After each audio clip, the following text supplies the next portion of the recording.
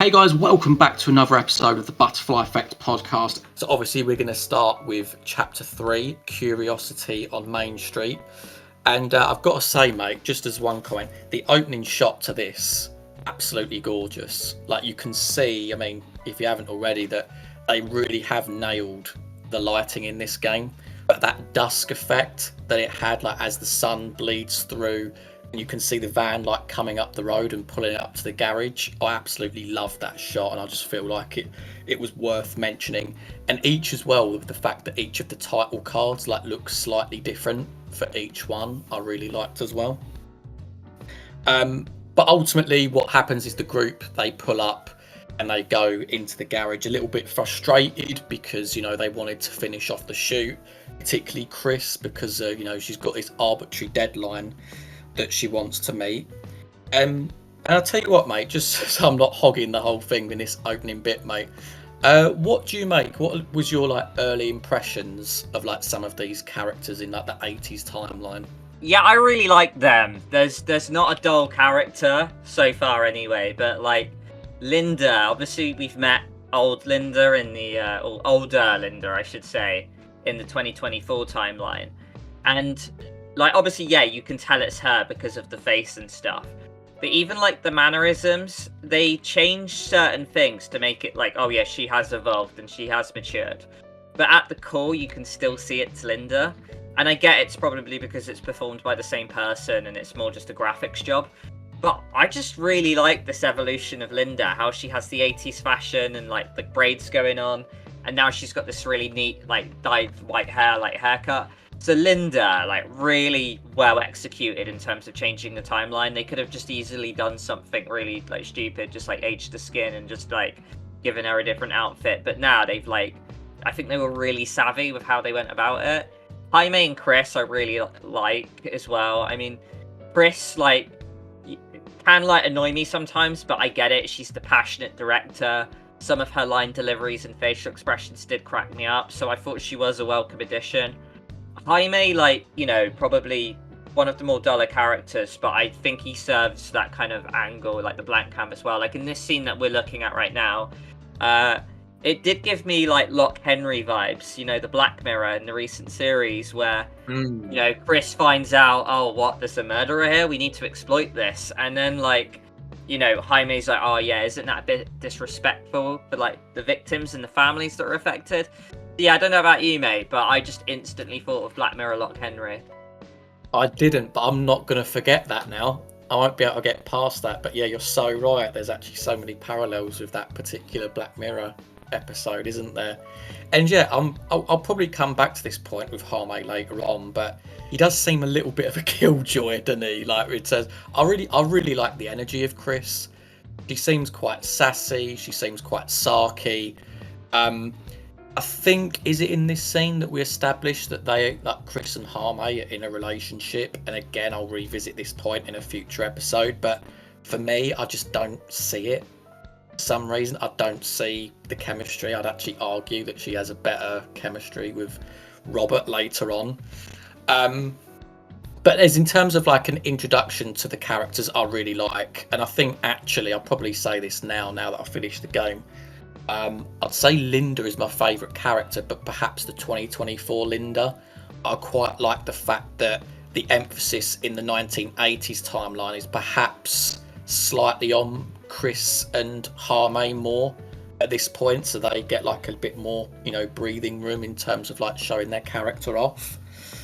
But I mean, yeah, what happens? So we obviously establish the Frank Stone story in that they find out, as they have from Sheriff Green, that there was stuff that went down on the mill, and it was shortly after that they were thinking, right, we need to go get this camera fixed. And then Bonnie comes in, and I really want to know what your opinion on Bonnie is, mate. Why is that? Because it seems like to me, and I've known you quite a while now, Yeah, that I feel like that Bonnie might be your type a little bit. oh mate, you'd be right. As soon as I heard that Latina yelling in the other room, I was like, yeah, bring her in, baby, show me Bonnie. And oh my god, she did not disappoint. I love the fact that she plays like, she's not necessarily one of the group, she's Jaime's older sister, but she's like an absolute firecracker, isn't she? She comes in, she has these sassy line deliveries. I feel like she's got a secret kind of like, I mean, we'll let establish potentially romantic, but you know, she does have this like kind of bit of a bond with Linda because they see eye to eye, you know, they're kind of a bit savvier, and I think, you know, they've got like a little special connection, which is really cool to see. But yeah, like, I really like Bonnie. And you mentioned your favorite character being Linda. I kind of was expecting it to be Bonnie because she gets off to a strong start. But like, as we will see, like, kind of plays a bit of a lesser role for, you know, like in the latter stages of the game. That I do think my favorite character would have to be Linda, to be honest, mate. Yeah, at this point, obviously, I've still got to go back and play the game. But speaking at this point, I imagine that Bonnie's fate is determinant, right? I don't think that there's any other ending for her. But she does get some like really good moments, and this is one of them. And actually, she does play into what I've now learned is actually a very important choice. So the group need money to go fix the camera. So what happened, mate? Did you get the money from Bonnie? Did you like borrow less? Did you borrow the $20 or go for a little bit less than that? Yeah, I was empathetic the whole way, and yeah, got the 20 out of her. I think it was the same as yourself. Yeah. But I have actually retrospectively gone back through the cutting room floor and seen what happens if you fail as well, and that's pretty interesting as well. But how about you, mate?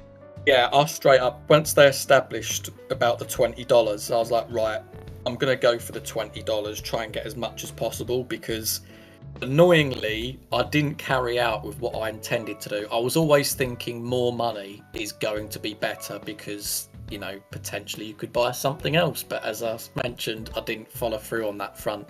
So yeah, as I mentioned, I have gone back retrospectively to play through the cutting room floor, and I have seen what happens if you fail the dialogue and you're not empathetic. You're a bit of a clown with Bonnie.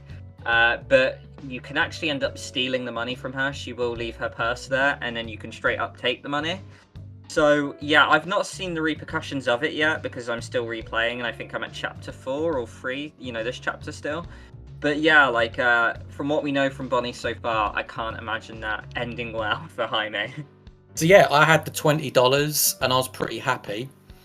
The group then set off, and the choice, mate, it's our location choice. It's the drugstore versus the curiosity shop. So whereabouts did you go first? So I chose to go to the curiosity shop simply because, I mean, it just felt like that's the nitty gritty, you know, it just felt like I'm going to find cooler stuff in there. I kind of got the feeling it was going to be a bit like a Wolf Among Us location choice where you might miss some things if you go to it second. So I just was like, yeah, get me to the curiosity shop first. How about yourself? Exact same reasoning, mate. Exact same reasoning. I mean, literally the word curious is in the title. So I was like, okay, it's inevitable. We're going to end up there. Let's just go there first. So yeah, curiosity shop. And I've got to say, I really like this location as well. Yeah, you go in, it feels so busy. The amount of things that are stacked on the shelves, the really narrow aisles. And there's quite a few DBD things in here, isn't there? There's the bunny mask. I think there's obviously like the trapper relic, but I don't know if you've got any others, mate, that I might not know about.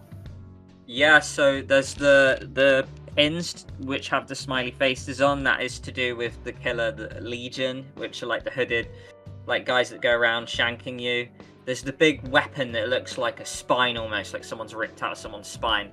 That is the Wraith's weapon in the game, so he's the killer that can go invisible. He's pretty horrible to go up against as well. But yeah, no, just lots of things. And yeah, you mentioned my favourite one, the Huntress mask. She's one of my favourite killers, and another little Easter egg I love when you pick up the mask is you can hear her lullaby as you pick it up. So I thought that was really cool as well, mate. Wait, and one other detail I noticed was because you can pick up a film reel like while you're in there. It's just a minor point, but like as you pick up the film reel, the music changes. It goes like very eerie, and I feel like that's obviously a nod to what, as we know, what's going on in the 2024, you know, timeline. the fact that these film reels have such significance because Lieber's collecting them for her own ends, right? So I just really like the fact that they added that little detail in there with the music, because they really didn't have to in the curiosity shop. But obviously we ultimately go up to the till. We meet this storekeeper, and before we go any further, mate, did you have any suspicions of this storekeeper at all? Yeah, big time. You know what? Because like, if you go to the curiosity shop first, she'll greet you outside the window. If you go to the curiosity shop second, the stores are open, I think, and then you're going around without having been greeted. And she actually can jump scare you because you will look at the film reel that you just mentioned, and she'll put her hand on the shoulder, and you'll get like a classic Supermassive Game jump scare. So I thought that was a cool little detail. But yeah, mate, the moment I saw her face, I knew exactly who it was. I saw it as the same face we've met before, however aged slightly. That's interesting, because for me, I didn't clock it. I really didn't clock it. I was thinking to myself, like, what's this storekeeper, like the relevance and whatnot. It just did not cross my mind with the fact that Lieber could potentially like change her appearance as well as change timelines. So when I went in there and she said, "Oh, I've not got my glasses," when you're looking at the price of the camera, I was thinking, "Oh, don't rip off the old lady," which I wish I did now. And I just gave her the full $20, mate. How about yourself? Yeah, so because like I clocked on immediately who she was, and I knew there was something supernatural afoot, because I was like, well, you looked a lot younger in 40 years, so something's going on with you. And I didn't buy her line delivery of, "Oh, I don't have my reading glasses, so can you read the price for me?" I was like, I think this is a bit of a social experiment here, so I'm gonna give you the $20. And it was kind of just out of a like, I feel like you're playing me, so I'm gonna give you what you want. And you know what? I wish I hadn't, because I've looked at everything, back as well, and it actually benefits you to haggle. So yeah, like I wish I didn't pay the whole 20, but I did. It's fact we've picked the same thing, but for just drastically different reasons. Yeah. There. So yeah, so obviously we've both used all our money, and then obviously we then take over as Chris, I believe, going into the drugstore. She says she's got like an emergency fund. And well, I mean, let's just get straight to it, mate. There are things that you can do in this shop. I'm pretty sure I said this on the stream, but again, because of that little icon, I obviously missed out on it. But there's like an old arcade game in the corner. I'm assuming it's this that the achievement is on about, but apparently you can play it, mate. Have you gone back and done it yet, or did you even know about that? Nah, and this is where someone in the comments might be able to help me, because I had $20 because, like, I went to the drugstore first on one playthrough, and I went up to the arcade machine, and I still couldn't play it. So I don't know if, like, you need a special coin from somewhere, you've got to talk to someone first. I'm not quite sure how to play the machine. Yeah, I saw a trophy existed for that as well, and I wasn't able to do it myself, so I need to find out how that one's done myself. Because you know what it reminded me of? It reminded me of Twin Mirror, because I'm pretty sure you can do the exact same thing in that, and hence why when I saw it, I was like, oh my god, like you can perhaps jump on and play it, but to no avail. We'll have to do it in a future playthrough. But while we do have, well, a lack of money in our hands, there were some firecrackers on the shelf. And it was at this point that I thought, damn it, I wish I haggled for the money, because the first thing I thought of when I saw these firecrackers was the fireworks from the quarry. Obviously, you get it from the safe, but in this game, you'd have to buy them. I was thinking, damn, I wonder how they would come into play later on. And oh, bloody hell, I wish I did pick up them firecrackers. So I'm guessing you didn't either then, mate. You didn't get them. Nah, like, I think Chris makes a remark, like, oh, we could have used this as a prop, but we don't have any money left, we spent it on the camera. But yeah, like, I've gone back and I've gone drugstore first, and you don't even, like, choose to pick them up. You look at them, but then Jaime comes up to you afterwards, like, oh, look what I've just bought. They're only $5 kind of thing. So yeah, like, yeah, I'm replaying it, and I have the firecrackers with me now. But yeah, like, yeah, I never got it in my blind playthrough either, mate. Rightio. So we then go to the till and we meet another character, Robert, who of course is the son of Sam, the sheriff. And I'm going to revisit a point that I was saying earlier, and it was basically that I don't feel like Arme and Chris are like quite suited to one another. It feels like they're always coming from different perspectives and like different ends of the spectrum, but it seems to me that Robert and Chris seem to get on a lot better. Like, she mentions the horror movie, she invites him on board, he's like, oh my god, I'm such a big fan of horror movies, and there's just like a playful back and forth between each other. It doesn't feel stilted, it feels quite natural. I don't know, is that something you picked up on, mate, or, you know, do you have a different opinion? No, I completely agree with you, and I completely think it's deliberate, because we are going to get a bit of a, I wouldn't say love triangle, because it's never said it's reciprocated by like Chris and Robert, or you know what, it actually kind of is in a later thing, and I will like tell you about it when we reach chapter 5 analysis. But yeah, I think it is straight up deliberate to kind of like, you know, give Jaime that kind of jealousy angle. So I think it was, yeah, I think they deliberately picked that, mate. So yeah, I mean, they're chatting, and then Sam comes in, and it's quite obvious that he's a little bit concerned with what they're up to, and he's just basically there trying to deter them from going back to the mill to finish off the film. But after he leaves, it's quite clear that they're going to ignore him and go about it anyway. And after that scene, we then have like I suppose I wouldn't really call it a narrator scene in the classic sense of what we've gathered, you know, with Dr. Hill, the curator, Eliza. But we do have like these sort of voiceover scenes with Augustine, don't we? And it was at this point that her face then flashed up on the screen and it showed the storekeeper, and I was like, God damn it, like that was her. Like, I wish I haggled more to, you know, get them firecrackers, and I feel like I was on the wrong end of the bargain there. Apart from that, mate, that wraps up chapter 3. So have you got any other comments on that chapter before we move on? Yeah, two tiny things. One is that Augustine, I actually thought that it was Kate Blanchett. He was like, because the voice sounds so similar and they look quite similar. So I was like, oh my god, have they bagged Kate Blanchett? That's massive. Why wasn't that announced? Turns out it isn't, but you know, the actress who played Augustine, very chilling delivery. I think she smashes the role. And the second point is that when I was Chris in the drugstore, I went to the fridge, picked up the milk. I just saw that you didn't, and you went up to Robert and said, "Oh, I couldn't find the milk." She like looks to her right, and the fridge is like right fucking there. It's like, Chris, mate, you're gonna need some glasses or something. You know what? Thinking back, because wasn't it an objective to go get milk? So I just completely bypassed the objective to go and to just talk to Robert at the counter. You're so right. But the whole Kate Blanchett thing. Hey, look, if she's out there, you might have just bagged her some double work, mate. So yeah, there you go. If there's any success, you owe it to the Butterfly Effect podcast.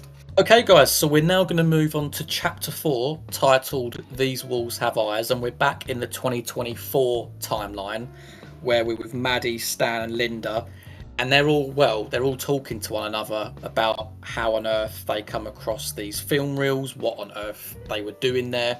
Even Stan points it out. He says, oh, we're all being a little bit cagey. Even to this point, maybe it's because of branching and it's something that I've missed. I don't know why all the characters are there, like why they were, you know, what reasons they gave for it, but maybe, like I say, that's something that I'll find out in a future playthrough. But we then naturally have this opportunity where we can get out of the room and have a little look around. We do have a choice. I imagine this is a nothing choice, but I'll ask anyway in case you've done it, mate. But as Linda, we get the opportunity to say we want to stay in the room or we want to leave the room. Now, me being me, I chose, sod it, let's leave the room. But have you got any idea what happens if you choose to stay in the room? No, I don't. I've only ever left the room. Interesting. I mean, like I say, it's probably going to be one of them where everyone else leaves the room, so you naturally go out anyway. But yeah, the choice is there, so I thought I'd put it to you. And you can ask Stan a little bit more about Augustine. And he does tell you some stuff, doesn't he? And I think we're then naturally quite evasive. I think Stan is a character that, even at this point, I'm still a little bit unsure on, especially because of a final choice in chapter 14 that I potentially wish that I did. But I don't know how he fits into the whole picture of this story, whether he is just a opportunist wheeler dealer type that, you know, tried to make a quick buck. I don't know. But mate, you know, me and you, we're a fan of secret rooms, and this next scene does present one of those. We go up to the portrait and you can press a little button. Feels very Quarry style, actually, like you do with Chris's secret room off the back of his office. And speaking for myself, you see in there, you see the cameras and that. We've seen it all before. You think, oh God, you know, you're being watched. I did have like a little thing that I'm going to pat myself on the back with. So you go over and see this blueprint and it says something about temporal machinery. And I was like, damn, we're going to get a time machine. And it was because of the fact that we're playing in different timelines. I was like, right, okay, there's probably going to be some crossover at some point. But where I'm going to slap myself in the face is that I wish I used this logic, like with the firecrackers earlier, further in the game, because I've completely forgot about it, and as a result, a certain character got killed because of it. But have you got any sort of comments on like this whole scene once you break out the room, mate? Yeah, I guess like it's funny because like I found out the secret room, and then the other characters kind of dashed upstairs because I like thought that would advance the story. So I ended up doing the dialogue, and everyone else went upstairs. So I actually explored the room solo. So in my game, like Stan and Maddie, I had no idea this room existed, which I thought was pretty interesting. The other point is just, I think, you know, apologies if you were probably getting there anyway, but we also find out in this scene, don't we, who Maddie's mother is, which I thought was quite interesting. Yeah, we do, yeah. That being Bonnie, who obviously we literally just met in the previous section. I know Linda says, oh, they're a spitting image of one another, and I don't know about you, but I didn't really think so. I couldn't really see it myself, but maybe that's just me. Yeah, well, it's interesting because like the girl that we're following and the picture that's scratched out in the nightmare sequence is Bonnie. So it's pretty cool that it just kind of fills in the blanks for these void characters we don't know too much about, and then you learn who they actually are. But it's just really interesting to see these two timelines knit together, how they're connected, and then it kind of builds the bigger picture. And I thought like the storytelling of this was just fantastic. And you know what? Because of this, it's what made me think about Stan more, because we've established at this point that Linda is in both timelines, right? We've established that Bonnie's in one, her daughter's in the next. But looking at the character of Stan, I was like, how does Stan fit in here? Like, where is he in the old timeline? Who could he be in order for him to be relevant in this modern one? But even, like I say, to this point, I still don't quite understand who he is, like whether he is just serving as like that side character for the 2024 timeline. I don't know, maybe you guys in the comments will have to help. Tell you what as well, mate, about Stan, he honestly reminded me of someone the whole game, and I couldn't put my finger on what it was, and someone in our comments said it, and then I was like, yes, that's the one. So thank you in our last analysis for the person who said that. But does he not remind you of Kamsky from Detroit Become Human, the creator of Cyberlife? You know what? I see it. I really do see it. But you know, he reminds me of someone else as well. Like just his face. If you took away the man bun, right, he reminds me slightly of Max from The Quarry. Like if you just looked at his face, for some reason it reminds me of Max, but I feel like in terms of like his whole demeanour, the way he carries himself, I can completely see the link. So there is a part here as well where Linda and Maddie, like we've mentioned, she's revealed that she's Bonnie's daughter, but they're having a bit of a heart-to-heart. There's a few dialogues here to really help get their relationship up. And there was just this sort of moment of doom for me where there was this line that was said, Uncle Jaime, I never met him. And I don't know what it was, but I immediately thought to myself, right, Jaime's going to be the easiest to kill. I feel like that was almost like a little clue for me that I swear they then said after that, oh, it's quite sudden. and I was like, does that mean he's gonna have like a really instant death? And I feel like in a way, you know, that does sort of work out given what happens in my playthrough. But that was like a little interesting thing. Other stuff as well, we see that Kusich in that book is like trying to take credit from Sam, which just feels like a bit of a dick move. And it sort of relays back to something that Supermassive released in the teaser as well, because I remember having suspicions of Kusich that he was trying to like cover up a conspiracy, that he was like throwing stuff under the carpet very quickly, and now that makes sense. He was trying to brush it under carpet very quickly because ultimately he wanted to take the credit for killing Frank Stone and not Sam. So he would get all the praise and glory. Oh yeah. So also in this conversation of with Maddie and Linda, she goes through what happened to her mum, how she died quite recently, and that she's experiencing grief. And there's a little moment where you can see that she's talking to her, and Linda like picks up on that. And I don't know, like there's a couple of times where this game does this, but I really like the attempt at like giving these characters a bit of backstory. I don't know what your thoughts on that particular bit were, mate, or just like the backstory full stop. Yeah, I really liked it because while you're listening to these conversations, my brain's just trying to create all these links and dots, and we've established that like Bonnie is dead, by 2024, right? Being, Maddie's mum. But then you think back to the 80s timeline and you think Jaime and Bonnie are talking about how their mother has health problems. So it's almost like their family tree is ridden in some kind of like maybe, disease thing, which is like really unfortunate. So I was like, oh, these Rivera family, they're pretty cursed actually. It's pretty sad to think. But I really like the scene, and they went for that different style, and I don't know how to describe it, but like Linda's telling Maddie all about the kind of person Bonnie was and how like she was just a wild card, she didn't care about anyone else. And you've got this really epic shot of just like the garage with nothing else, just pitch black around. And it feels very like out of character from the rest of the game, like where you've kind of got this tense horror where it's just like all manners and old 80s curiosity shops. And out of nowhere, we've just got like a black room, almost something that reminds me of like Stranger Things whenever like 11 would have a scene or whatever. But then it just zooms in and there's rock music playing. I don't know why, like the thing it reminds me of the most is like probably something out of like Life is Strange Before the Storm, where they tried their artsy sequences.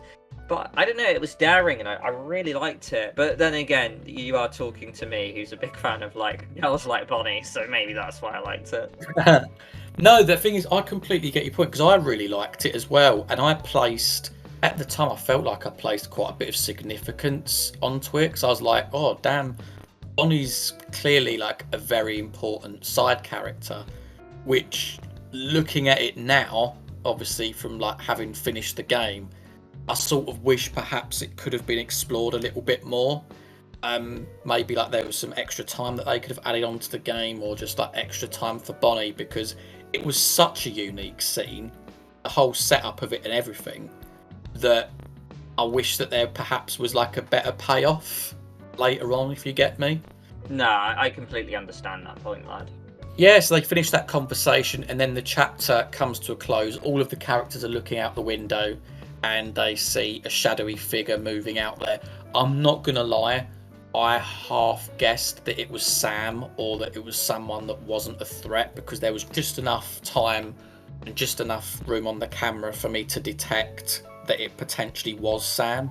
But did you have any thoughts on that particular bit, mate? Honestly, no. Like, to be fair, if you thought Sam, fair play, I hadn't clocked that early. I just thought, well, if they're not attacking me, I don't think they're a threat. I feel like Augustine has us where she wants us. I think if she wanted to, like, kill us in a certain manner, it wouldn't make sense for a killer to be trying to sneak into the house, from the outside. They would be in a private room somewhere, right? So yeah, I just wasn't too bothered by it. Hence why, like, I really took my time in later scenes, like looking around for clues, not really worried about what was going to come up the stairs. So yeah, no, but fair play, man, if you clocked Sam that early. So yeah, and I think that pretty much brings up chapter 4 to a close, guys. So that'll be the end of this analysis episode. Do let us know what your choices were in the comments. Any sort of reactions to like things that we said throughout chapter 3 or chapter 4. But before closing, mate, is there anything else you wanted to add? No, I'm pretty happy, lad. Just let me know in the comments, guys, if you're also a Bonnie fan. And if so, back off, she's mine. Great stuff, guys. See you in the next video. Hey, ciao for now, guys.